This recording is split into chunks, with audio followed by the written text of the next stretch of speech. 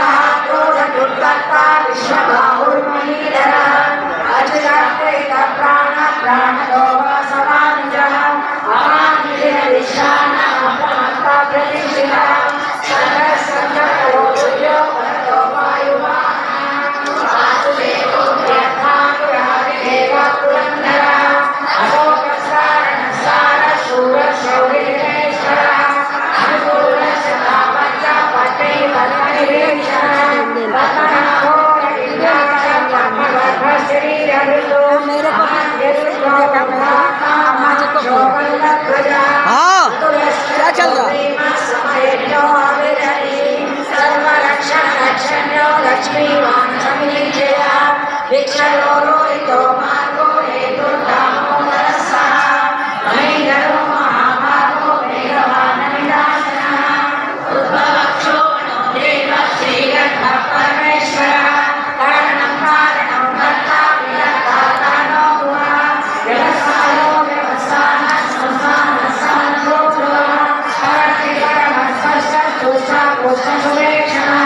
रामो विरामो विरजो मार्गो नयो नया